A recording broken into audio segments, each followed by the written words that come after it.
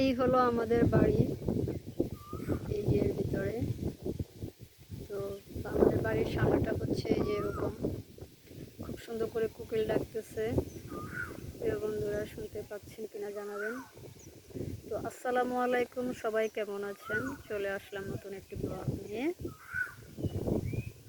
তো আজকে আপনাদের নিয়ে যাব এই যে আমাদের বাড়ির সামনে কীরকম পরিবেশ তা দেখানোর জন্য।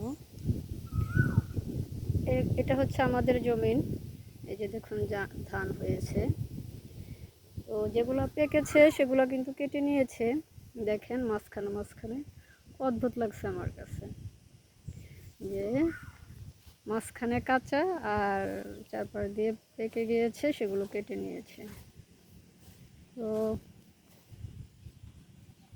এই যে অনেকেরই ক্ষেত কেটে ফেলেছে, ধান নিয়ে নিয়েছে বাড়ির, যার যার বাড়ি নিয়ে গিয়েছে। কেউ সিদ্ধ করে এগুলো রোদে শুকাচ্ছে। তো এই যে আরও পরিবেশ সেরকম সৌন্দর্য, কত সুন্দর বাতাস, মিষ্টি বাতাস, মিষ্টি পাখির ডাক। আর এই যে দেখুন এখানে কত সুন্দর, মানে প্রকৃতিটা ঘাসে ভরপুর।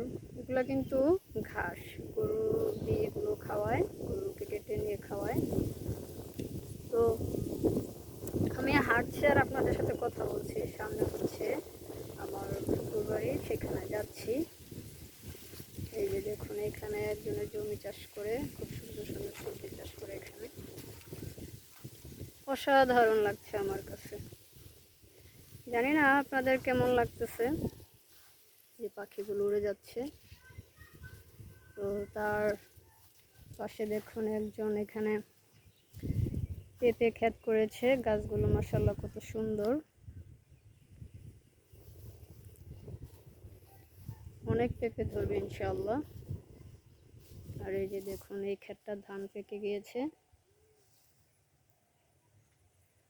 ওইদিকে অনেকের ক্ষেত এখনো ধান পাকেনি, আস্তে আস্তে সব কাটা হয়ে যাবে।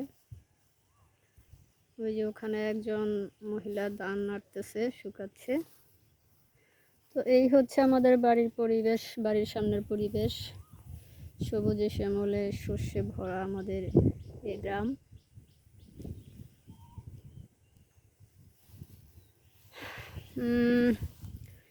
অ্যাকচুয়ালি আমরা ঢাকাতে যারা থাকি তারা কিন্তু এই গ্রামের পরিবেশ সহজে পাই না। আমি আগে ঢাকায় থাকতাম, এখন আমি গ্রামে চলে আসছি প্রকৃতির টানে শুধু। আমার গ্রামের পরিবেশটা খুবই ভালো লাগে, খুবই ভালো লাগে, যার কারণে আমার গ্রামের বাড়িতে চলে আসা। প্রকৃতির মাঝে নিজেকে খুঁজে পাই, প্রকৃতির ছোঁয়ায় নিজেকে আনন্দিত অনুভব করি। আমি কিন্তু হাঁটতেছি আর আপনাদের সাথে কথা বলতেছি। কথা বলতে বলতে আমি আমার ফুপুর বাড়ির কাছে চলে যাচ্ছি। ওই যে ওখানটায় হচ্ছে ফুপুর বাড়ি,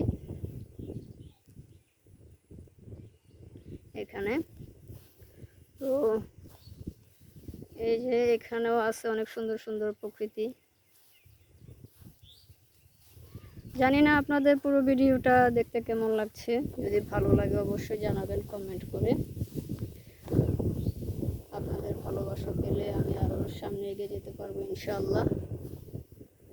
তো সবসময় চেষ্টা করব আপনাদের সামনে নতুন নতুন কিছু নিয়ে আসার। তবে আমি প্রকৃতিকে বেশি ভালোবাসি, তাই প্রকৃতির অনেক কিছুই বেশিরভাগ আমি নিয়ে আসবো আপনাদের জন্য। সবাই ভালো থাকবেন, সুস্থ থাকবেন, এই কামনায় আজকের জন্য বিদায় নিচ্ছি। আল্লাহ হাফিজ।